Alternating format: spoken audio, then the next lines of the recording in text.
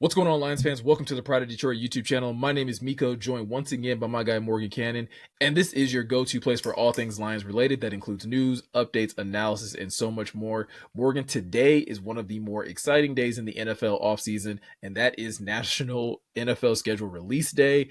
Obviously, this is like honestly like team social media's like Super Bowl. They get to come up with all of these really fun, videos to basically reveal their team schedule. And today we're going to be basically reacting to the Lions schedule that got dropped tonight and at least talk about what challenges that come with this schedule, where we see the most potential, where we think this team is going to end up by the end of the season.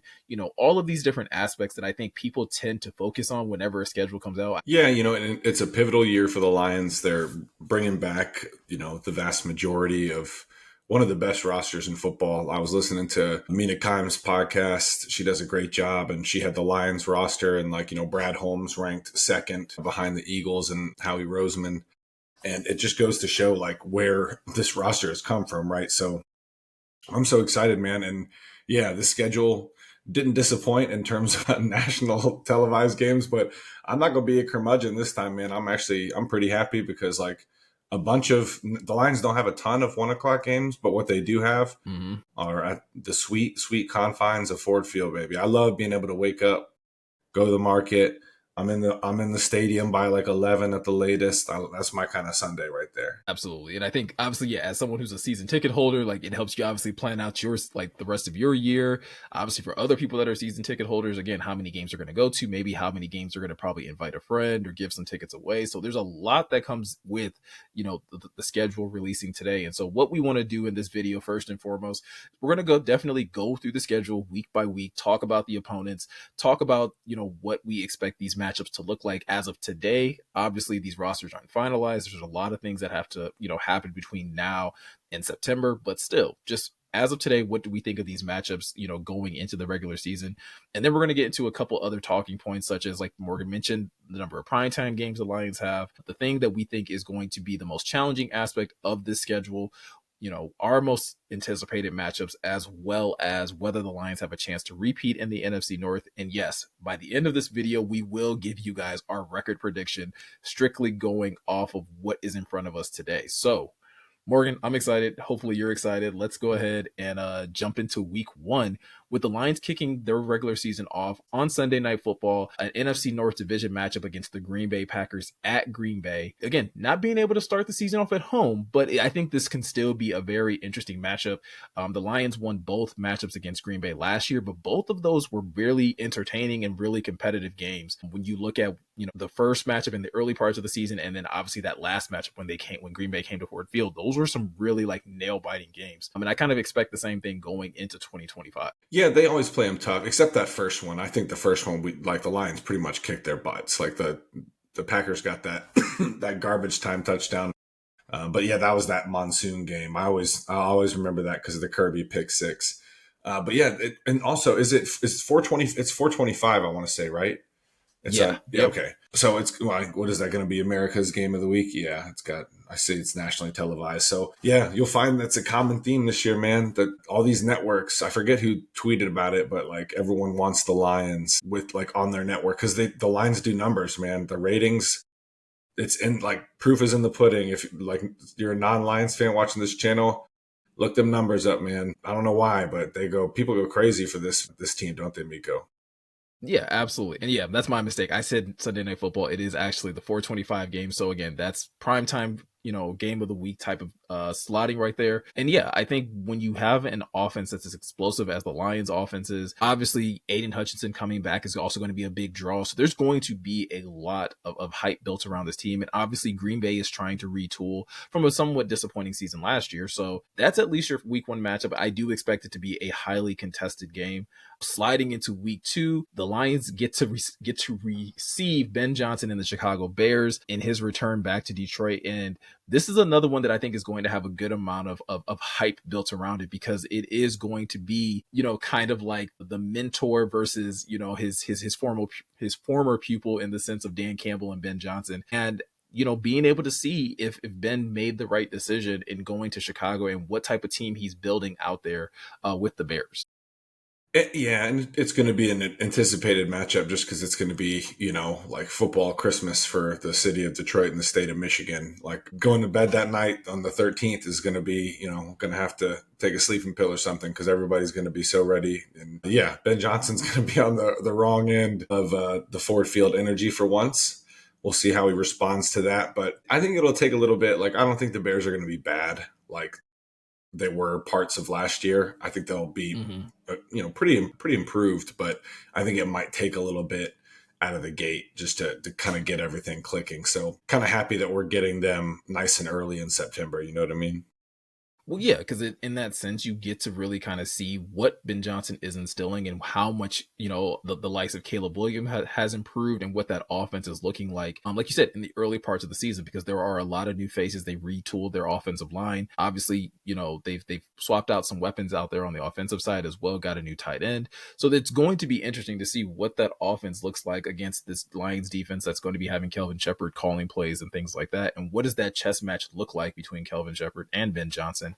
Who's going to be more than likely calling plays out there in Chicago. Again, back-to-back weeks with NFC North matchups. We start to pivot to the AFC North starting in week 3, where the Lions travel out to Baltimore and play the Baltimore Ravens. And this is probably their first big test of the season. Baltimore, as long as they have Lamar Jackson, will always kind of be in that Super Bowl contenders ring. And this is a good measuring stick for this Lions team because the last time they played Lamar and the Ravens, it did not go well. And so it's going to be interesting to see, have the Lions learn from that mistake and can they make this a much more competitive game early in the season? Yeah, I remember that. That was a tough one, man. That was early in the year in 2023, wasn't it? Yeah, 2023. That was, Todd Monken's first year there in Baltimore as the offensive coordinator. And man, he unlocked some different elements to Lamar's game and just the offense as a whole. And the Lions were kind of the first team to feel like the full force of it. You know what I mean? Like tapping into all that Mm-hmm. power. I hope they're better prepared this time because it's still Lamar Jackson, still an incredibly talented player, multi-time MVP. So this will be, in my opinion, like this will be the first game for like the rookies and like some of the young play. It's Monday Night Football. It's a week. They're at this point they've already had one nationally televised game, but I feel like those Sunday and Monday night games feel a little different in terms of like atmosphere and juice. You know what I mean? So Yeah. So week 3 is the start of the AFC North matchups. The Lions will play all of the AFC North teams this year. So starting in week 4, they play the Cleveland Browns and then follow that up by week 5 playing the Cincinnati Bengals. I think that Browns game is sandwiched pretty nicely because depending on what that Ravens game looks like, I expect that to be highly competitive. I expect it to be highly physical. Cleveland is going to be obviously figuring some things out early on. So again, depending on how that Ravens game go, that can either be a get right game or that can be a game that allows you to continue some momentum for a Browns team that is going to look drastically different. Obviously, they will still have Myles Garrett on the defensive side. Michigan fans here in Detroit will at least get their first look at Mason Graham out there in, Cleveland as well. So there's a lot to at least look forward to that. But I think going into week 5 is another really highly anticipated game. You get another one of the top quarterbacks in the NFL in Joe Burrow. You get Jamar Chase. You get T. Higgins. It's going to be a battle of two high performance offenses, I believe, as long as the Lions and Bengals are both healthy at week 5 in the NFL season. And it's going to be interesting to see how that dynamic plays out. Again, Detroit's traveling to Cincinnati. That's going to be another primetime game over there on Fox. And that's one that I'm definitely going to have my eyes glued to the screen on for sure. yeah, that's going to be a great game. And the Browns game could, it could be tough. Cleveland, like you said, still have some dudes on defense, but having a rookie quarterback or whoever they end up going to start with against the Lions, and you kind of have to keep pace if you're Cleveland, and that could be a tall task. The Bengals game, I'm excited for that one because say the defense comes out pretty strong these first couple of games, the Bengals will be a really good test in terms of okay, you're looking good, but can you stop like one of the best passing attacks, if not the best in football? So that'll be a good one. It's on the road, although if I had to bet, that stadium might end up being like 50% Honolulu blue by the time's all done, man. I've already had a bunch of people hit me up like, let's go to Cincinnati. It's not that far of a drive. So buckle up, Bengals fans, if y'all are watching this. I was going to say there may be definitely an invasion of Detroit fans in Cincinnati during week 5. Pivoting to week 6, we get another matchup of the Detroit Lions and the Kansas City Chiefs. This is one of my I don't know. It's like one of my favorite matchups to see. Obviously, the Chiefs are still one of the best teams in the NFL. No matter how you look at it, they are a team that I think a lot of other organizations measure themselves against when you look at their sustained success. Patrick Mahomes is still the best quarterback in the NFL right now, and so that's always going to present its challenges. Obviously, the last time the Lions played them, it was a really good like coming out party, I think, for Dan Campbell, and like that's really what kind of helped put the Lions on the map. Of when you're able to go out there and beat the Chiefs the way that they did, it kind of gets everyone's attention early on, and it's going to be interesting to see what that matchup looks like this year. Obviously, the Chiefs still made it to the Super Bowl last year, but they didn't look like the Chiefs of old, so it's going to be really interesting to see how Andy Reid, Patrick Mahomes, Travis Kelce, Chris Jones, and the likes can really rectify things out there in KC. Yeah, and they retooled some things up front. So it'll be, the same old Chiefs, but like a different flavor. You still get Mahomes, you still get Andy Reid. So, what's the defensive coordinator, the one that I really love, the old dude? Shoot.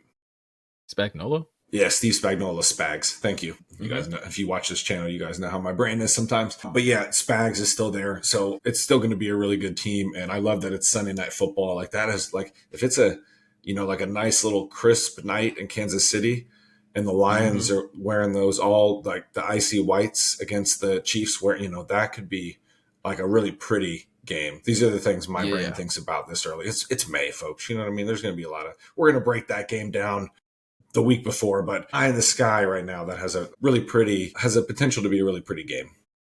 Yeah, absolutely. Week 7, we get into one of the opponents that the Lions have seen a lot the last few years, and I'm going to be completely honest with you. I'm kind of tired of it. Me too.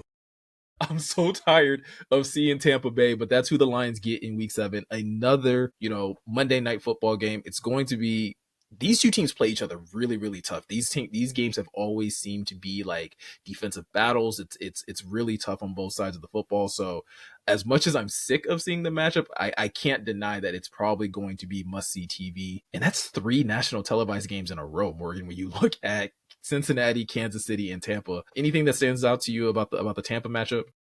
What a world we live in where there's just this many, like you don't even, back in the day, you might not even needed Sunday ticket. I was paying a lot of money for ticket back in like the early 2010s, man. But the Bucks game, I'm sick of seeing the Bucks too. I respect Baker Mayfield. I really respect the Bucks franchise as a whole for the most part. Like they do a good job. They draft well. They develop well for the most part. Todd Bowles seems to have a bit of a beat on what bothers Jared Goff. So like early thoughts, I hope we can run the heck out of the football that game because they do make it tough. And yeah, I don't like Baker Mayfield. He's, the attitude. I know I would like him if he played for the Lions. So I know it's a little bit hypocritical of me, but yeah, he bothers me. So I would like to beat them this time because that stunk because that was the second week of last year, right? 2024 when we dropped that game. It's week 2, I think. Yeah. Yeah. And the Lions didn't necessarily play bad in that game. It was just, not being able to convert in the red zone. So yeah, exactly. We kind of get to run that one back on Monday Night Football for a 3rd year in a row. So we'll see what the Lions do up against Todd Bowles and that crew in week 7. Going into week 8, that's when the Lions get their bye. And I like this as, it's not as early as it was last year. I think it's a little more, in the middle. Obviously, when you have 17 games, I think this is a perfect breaking point for the Lions to be able to rest up. Hopefully, if there have been any injuries, you can hopefully get guys back after the bye week. But sliding into week 9, they get another NFC North opponent. This is the first time that they'll play the Minnesota Vikings. Like you said, one of the few 1 p.m. games. And this was the team that I think, again, if you look at last year, while the Lions were able to sweep the NFC North, this is one of the teams that consistently gave the Lions trouble. But it's going to be, once again, a new look because it's the 3rd year in a row where the Vikings are going to have a different quarterback, leading their team. And so, again, as of right now, we're expecting to see J.J. McCarthy. And I think it's going to be a really good sign of what the Vikings have for their future and how McCarthy is performed in the 2025 season up until week 9. Yeah, so this would be the Lions' 8th game of the year. And I feel like at that point, you probably have a pretty good sample size of what they're doing with McCarthy. He has some tools. It's obviously, this is going to be a much different experience than he had that year at Michigan where they just beat people to sleep up front. and we're able to just run the ball really well. But so yeah, this is going to be a lot different. And at that point, the Lions will have a little bit of tape. Unfortunately for the Vikings, they're going to get them coming out of the bye. So that'll be nice for Campbell and the rest of the coaching staff. Just another week of prep to be ready for that game. Because yeah, you want to set the tone there. And Kevin O'Connell, though, if anyone can craft an offense for somebody to make them look like they're, to prop them up while they develop, it's definitely that one. He's one of them. So it's not out of the question, you know what I mean? So I expect those games to be tough between Minnesota and Detroit. Yeah, and obviously having a weapon like Justin Jefferson makes everybody's life easy. It's like having a safety blanket, and it's like, it's cozy. Just throw it up there. I was going to say, one of the greatest safety blankets ever. Yeah. At this point. But then we go into our next stretch of games, Morgan, where the Lions are going to see one division specifically, and that is going to be the NFC East this time, with them having to play the Commanders, the Eagles, and the Giants in those 3 weeks in a row, looking at weeks 10, 11, and 12. Obviously, playing Washington is going to be a rematch of that playoff game last season. And I think that's going to be one that I think a lot of Lions fans are going to have circled, right? Because that's one that you're hoping that if you're Dan Campbell and the crew, you can hopefully, obviously you can't get that playoff win back, but you can at least show, much like with that Baltimore game early in the season, did you learn from your mistakes? Have you figured out a way of containing Jaden Daniels and this Commanders offense that is also introducing Deebo Samuels into their offense as well this year? So again, can you cultivate a defense that can handle these true dual threat type of quarterbacks? Yeah, and I know personally I'm going to have that Commanders one circle because I'm not saying the loud speak for everybody, but excuse me, there is a portion of the Commanders fan base that's like, telling Lions fans to shut up. Everyone has injuries. Dog, listen, I've been around football my whole life. It was what happened with the Lions on defense was an anomaly last year. Like they were down to their 7th, 8th, 9th defensive tackle or linebacker. Like it was out of control. Corner at the end. So, yeah, I won't say any more on that, but I really hope the Lions are more of full strength and they're going to be in over there in Landover, Maryland, and I hope they curb stomp them fools. I really do. Get back needs to be sweet. Go ahead. I was going to say, if the Commanders are not competitive by this point, I can imagine that Morgan's going to have a lot to say when we do that film breakdown that week. Yeah. If you're a Commanders fan, you probably won't want to watch that one. Don't get caught slipping, man, because they've been talking. I'm not saying everybody does it. There's loud part, but yeah, like they've been talking crazy. Like, everyone has injuries. Y'all just got smacked. I'm like, yeah, they got smacked, but like context also matters. So that's all I'll say. We'll see how it goes. It's funny because I think like the two fan bases that I think that you hate the most, the Lions get back to back between the Vikings and the Commanders. Delicious. And I think it doesn't get any easier when you look at week 11 because Eagles fans talk. Like if there's one thing about Philly fans, and I respect it, like at least they're consistent. Philly fans gonna talk, and that's another really highly contested games. Obviously, the reigning Super Bowl champs. Once again, a really good measuring stick for this Lions team. This is a game, and this is going to be another opponent that I think a lot of Lions fans, even players, like they wanted Philly first. And so I think this one's going to be absolutely must-see TV for Sunday Night Football. Yeah, and I'm happy that it's Sunday Night Football, and I kind of wanted it to be the opener, but I get it. Whatever. If they want to put the Cowboys on there to be embarrassed again, that's their prerogative. But sorry, Cowboys fans, if anyone's watching that. But I'm excited for that one. That whole stretch, man. And then even getting the Giants at home at 1:00 to cap off, the Eagles game will be tough. I think the Giants have a really you look at their defense on paper, and you go, okay, this could be a really good unit. But I think they're going to be really bad offensively again. So that's another one. And I really hate the Knicks right now. So I want that to be a bloodbath. Again, that's 4 games in a row where Oregon gets to just hate the fan base. Let's make it 5. Let's make it 5 because that's when you get the Lions getting their second game against the Green Bay Packers this year on Thanksgiving. So again, I expect that game to be highly competitive. The Lions have been obviously much more competitive on Thanksgiving in recent memory. Hopefully they can get revenge on the last time they played the Packers on Thanksgiving because that game was not fun to watch. And I actually went to that one. So if once again, hopefully the Lions can give, the Lions fans something to definitely root for on Thanksgiving. You hinted at this also, Morgan, going into the week after Thanksgiving, the Lions get the last of their NFC East opponents in the Dallas Cowboys. Another team that, like, I can't say that I'm sick of seeing, because Aiden Hutchinson seems to have his best games whenever he plays the Cowboys. Yeah, at this point, like that was like the Lions had bigger blowouts, like in terms of scoring in 2024. But in my opinion, the Cowboys game was the worst from like start to finish. It felt like a Big Ten team playing a MAC school, like just getting the kicked out of you. Like I loved every second of it. Love it. I love kicking the Cowboys into the dirt. That's a team that I'll never get tired of beating. So go on ahead and bring that butt over here for a Thursday night butt whooping. The next one too, that's another one that I am tired of, is the Rams in week 14. Yes. Looks like it's America's game of the week, because of course it is. But yeah, I'm sick of that too. Sick of it. Yeah, I think we've had enough. We get it. Matthew Stafford used to play here in Detroit. Jared Goff used to play in LA. I just don't want to have to hear the storyline again. The fan bases get ugly, and then it just like I just wish it could just stay in the past at this point. Like, if they're gonna play each other, let it be in the postseason. Let it be something that actually matters. But yeah, like you said, we get them once again in week 15. Another game that I'm excited to see, and I just hope the Lions play really well, and I hope that they absolutely stomp this team, is week 16 against the Pittsburgh Steelers. I hate the Steelers. Me too. I love Mike Tomlin. I hate the Steelers as a team. And so I really do look forward to that game. I think seeing DK Metcalf versus DJ Reed is going to be absolute cinema. Like, yeah, the size difference, the feistiness of both players, like, I kind of can't wait to see that. And I'm interested to see who the hell is quarterbacking for Pittsburgh by week 16. Exactly.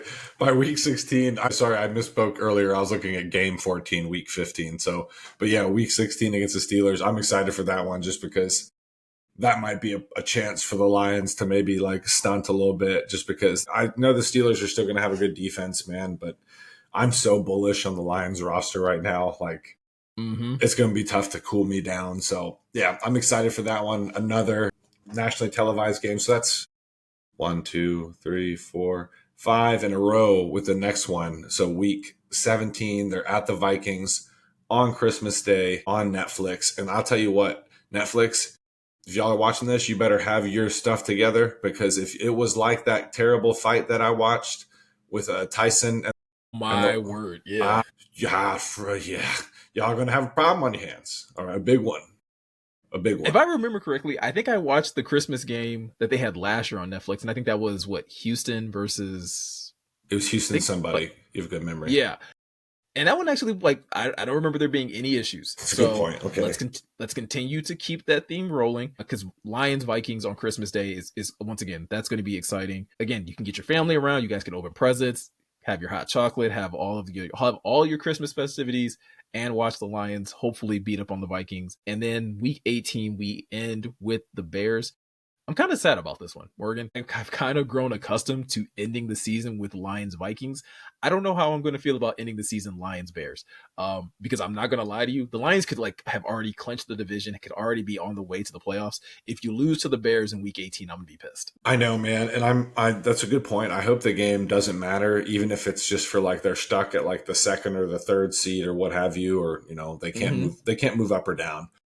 Because that field sucks. All right, let's call a spade a spade. The weather could be really bad, because we live in Detroit. We know what it could be like. That's, first week of January, and it could be just as bad, if not worse, in Chicago. So I hope that game doesn't matter. So maybe people can chill, just get out of there. Dan's not gonna chill though. He's gonna be like, nah, we got to show Ben. We got to make sure he knows. God, yeah. Well, that is definitely on the table, but. Yeah, I hope it just doesn't matter for much. I think the Bears are going to be better. I just don't think they're going to challenge any of the Vikings, the Packers, or the Lions quite yet for whatever's happening. If it is and that's a game that we don't have a time yet, right? So that's a game that could possibly get flexed to a primetime slot. I would love for this to be a 1 p.m. game, to be completely honest with you. Do not play this game Sunday night in Chicago in the dead of winter. Please, let's not do that. No, dude, agreed. That's a great point too. 1 o'clock. Yeah. So that's the schedule in a nutshell. Again, our initial thoughts on just what we think about each matchup. Morgan, kind of taking a step to the side, and now that we've gone through this, and we kind of already hinted at it going through the schedule, the Lions have a lot of primetime games. 12 of them to be, as of right now. Like we said, week 18 could get flexed to a primetime slot, but as of right now, 12 primetime games. That's a ton. What do you think that signifies for this regime? That, like you said, there was a time where like you would be very lucky to be ever see a Lions team, in prime time outside of Thanksgiving. Man, there were many years to where you could set your clock. Like you'd be at Eastern Market or wherever you tailgated this time, and you'd be at the, in your seat at that time because it was always at 1 o'clock for the vast majority of games. And it wasn't long, that many years ago before like we would get like 2 primetime games as a fan base and we'd be lit about it. And you'd be like, wow, Mm-hmm. we really have made it here, huh? Things are looking up. And now it's just cool to see where the Lions fall in like pop culture to an extent. You know what I mean? Like I'm probably like over, broad stroking, but like, you know what I mean? Like there's I think Jameer Gibbs was the like second most selling person last year behind Kelsey Mm-hmm. because I get it, the Swifties make moves or whatever, but it's just cool to see the Lions have so much national pull. I can't remember who said that with that tweet, but like someone asked what they were hearing schedule wise, and they were like, well, this and that, and everyone wants the Lions. All these networks want the Lions now, which is pretty funny. But Yeah. it's becoming just more of the same. Like 12 is a lot. 12 is a lot. Like they had a lot last year, but I think this is probably the most. But the proof is in the pudding, man. Like we talked about, like the numbers go crazy when the Lions are on national TV, right, Miko? I mean, it's the majority of their games are in prime time, right? Like you have 17 games, only 5 of them, Morgan, are not slotted for prime time as of right now. So like you said, like that's crazy to see. And I think it does signify like a definite change in perception of this team. Like you said, they are now one of the hottest teams that every network wants to have and showcase. And I think if the Lions continue to win, like that's what you're going to continue to see. Like this is the type of treatment that you see the Kansas City Chiefs get. Is the type of treatment that the Eagles get.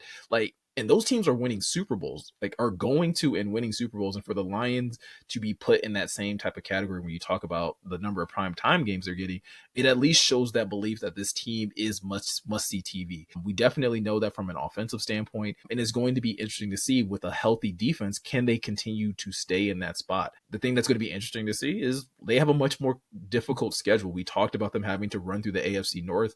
The AFC North easily has 3 teams that can contend for a playoff spot. So how do you do against those teams? You look at the NFC East.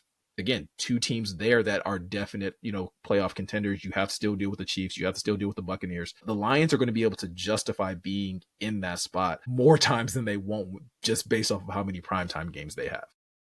Yeah, and it's playing a first place schedule like you mentioned. Like there's a lot of tough games that, well, they look tough right now.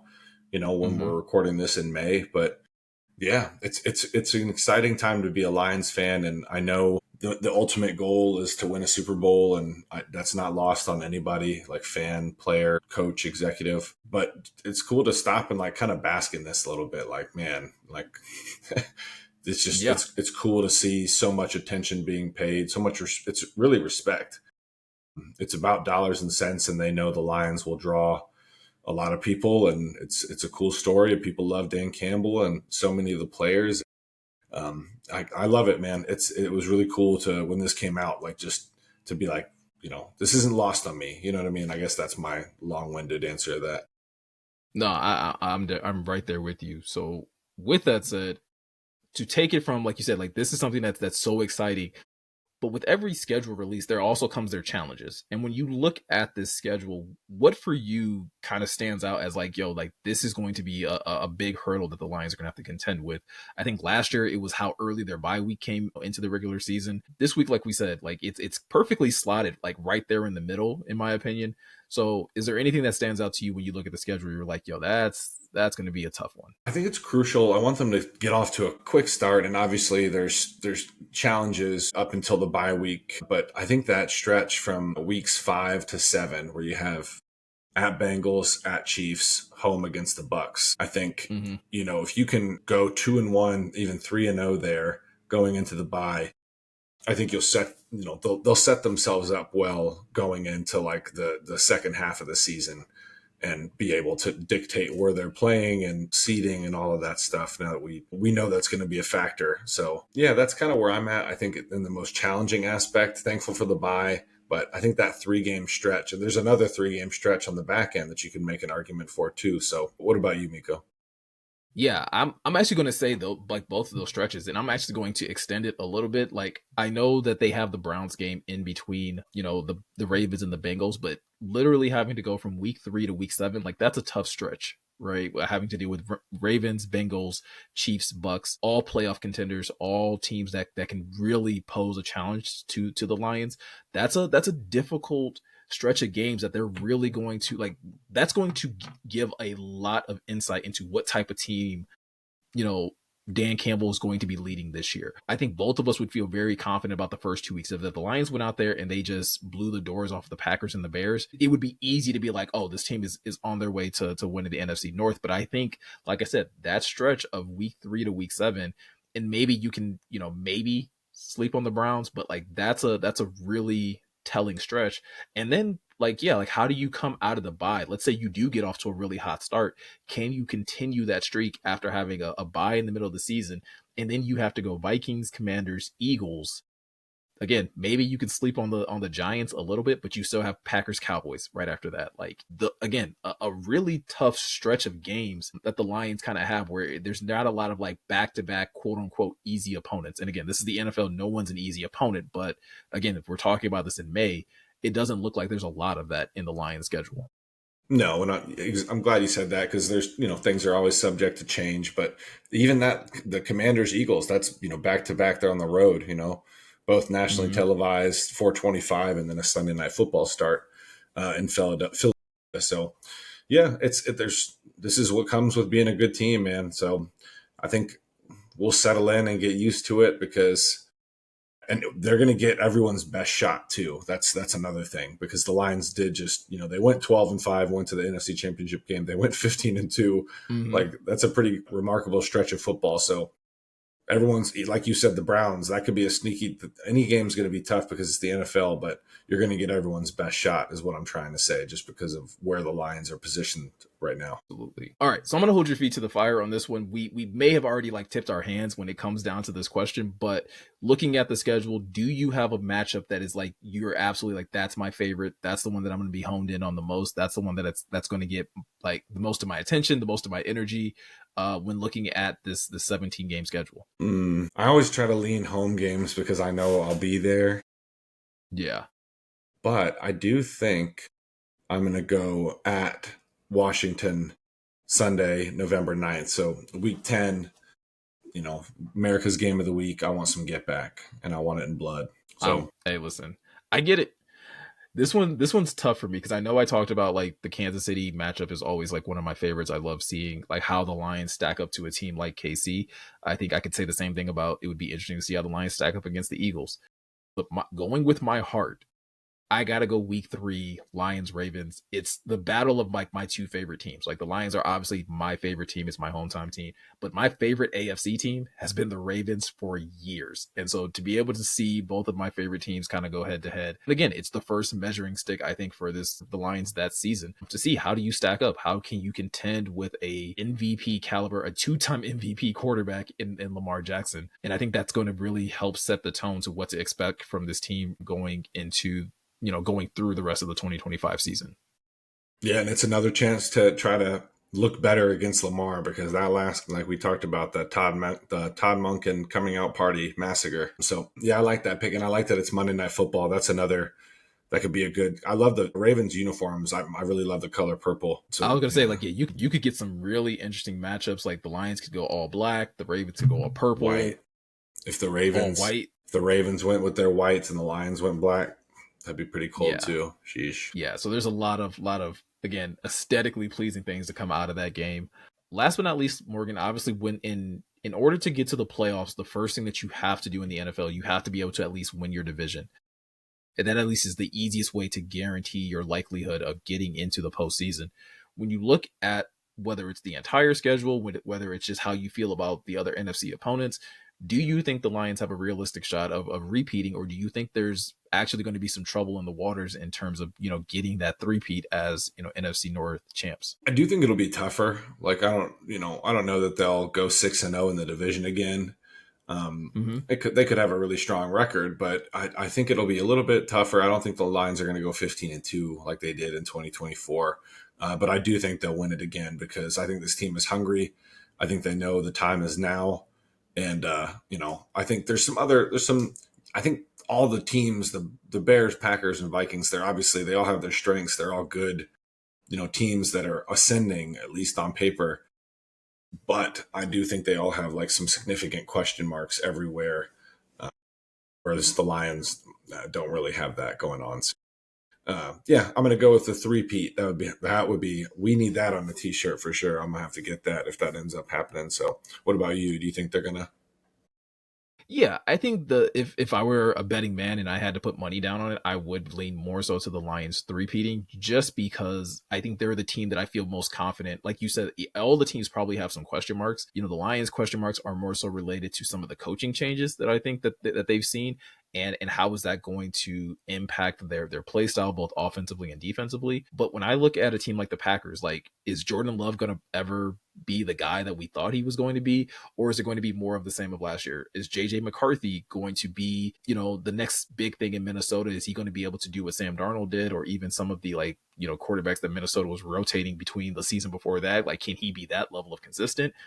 And then, yeah, there's even with Chicago, whether it's Ben Johnson or Caleb Williams, like, what is that going to look like? Can Caleb Williams be better than he was last year? Is he going to be more consistent? Is he going to be more polished? Or is it going to be more of the same? And those, like you said, those are the question marks that I have for the other teams in the NFC North. I think with what these coaches have to deal with Detroit, like you said, it's a roster that's returning a lot of their key pieces. I feel really good where it's just like, as long as you're not doing anything wacky, like, this offense should still perform at a high level. This defense should continue to play at a high level. And so I think that, like you said, maybe they don't go 6-0. They did have a tough game against Green Bay last year. They did have at least one tough game against Minnesota as well. So maybe you drop one or two, but I think the Lions can still come out having the best, record in the division. Yeah, because keep in mind, the other teams in the Lions division, they're also playing the AFC North and the NFC East, so they get those same hands that the Lions do. They might not be catching the Chiefs and the Bucks like the Lions are, but that's a different story. That's a first place schedule. You know what I mean? So yeah, Mm-hmm. I'm right there with you, man. I guess we can jump into record predictions. I'll go first. I'm going to go back to the 2023 roots. I'm going to go 12-5. I think they'll come down a little bit, drop a game, maybe in division, maybe two, and then they got a tough slate. But I do think even if the offense isn't as prolific in 2025 as it was in 2024, I have really high hopes for this defense with people returning, especially 97. That's where I'm at. What about you? Yeah, I'm gonna go one game better at 13-4. The thing that I think that we might see from the Lions that we haven't seen in a long time, Morgan, like, there is a good chance that this team loses back-to-back games. All right, like, when you look at that week 5 to week 7 stretch that you talk about, when we talk about that week 10 to week 11 stretch between, like, the Commanders and the Eagles, there's a real possibility that the Lions drop some games back to back, and I think those types of things could lead to them losing more games. But I still expect them to just be better coached. Like, it's not just talent, right? Like, when we talk about the Lions winning 10 plus games, I don't necessarily just look at it as like, oh, they have a really talented roster. I just think they're coached really, really well. And Dan Campbell has proven to have his guys ready week in and week out. There's going to be some tough matchups that I don't know right now, looking at it in May. I don't know how the Lions have answers for Lamar Jackson. I don't know how the Lions are going to have answers for Philly, like, in May. Hopefully by the time we get to September, we have a better idea of what that looks like. But I still think for the long haul of the season, I think the Lions will definitely be punching their ticket back into the playoffs and be another high seed team. Yeah, and preferably not the one seed after that data that Jeremy compiled for the Pride of Detroit Direct subscribers. And if you want to know what that is, try to sign up for that free subscription, that free trial or whatever, and it might be eye-opening for you, because I was like, what in the world, man? So yeah, second through like 4 seed, second 2 or 3, that kind of seems to be the sweet spot, right? That's one hell of a plug. Like, if I greatest plug of the season so far, I don't know if we're gonna do a better plug for POD content than what you just did right there. But yeah, I think that's obviously, as a fan, like, I'm always gonna root for the top seed. I want home field advantage throughout the whole thing. But yeah, like, be in the top, right? Avoid the wild card, be able to get some home games. Because Ford Field, to me, is now like the place that no one wants to play. Yep. I think they've really definitely achieved that status. And so that's gonna do it for this entire schedule reaction. I know this is a long video, guys. I promise. Hopefully by the time you've made it to this point, I've already put in some timestamps so you've been able to jump around, so you don't have to just, if there's only aspects of this video that you cared about, you can easily jump to those. But Morgan, it's exciting. Like you said, the season is ever drawing closer, and now we at least know what the Lions schedule is going to look like and the road that they're going to have to travel to, again, win the division and hopefully punch their ticket into the postseason. You know, this is an exciting time because you're still a ways away from anything happening, but you at least know, okay, we can start. For like people like us, like myself, my wife, everyone else, like a lot of our fall and winters, you know, based around this, you know, a lot of plans are. So you can begin making plans, start talking about a road trip. I know we talked about Cincinnati. That might be a fun one. It's still, you know, what, October 5th. So yeah, I can't wait, man. Before we know it, we'll be talking about training camp. Yeah, absolutely. So let us know in the comment section below, guys. What do you guys think of the schedule for the Lions this year? What is the thing that you're most concerned about? What are the games that you're most excited about? And obviously, go ahead, throw those record predictions in there.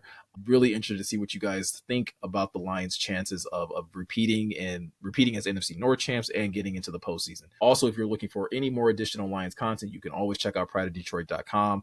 New articles are being posted all the time. Get all of the great reactions from other staff members on this schedule. And yeah, let us know what you guys are thinking. Also, if you're ever looking to get more Lions video content, all you have to do is hit that subscribe button, hit that notification bell. That will make it easier for you to find any of our videos when we post over here on YouTube or when we decide to live stream as well. So with all of that said, I'm Miko. He's Morgan. Thank you guys for taking the time to watch, and we'll see you guys in the next one.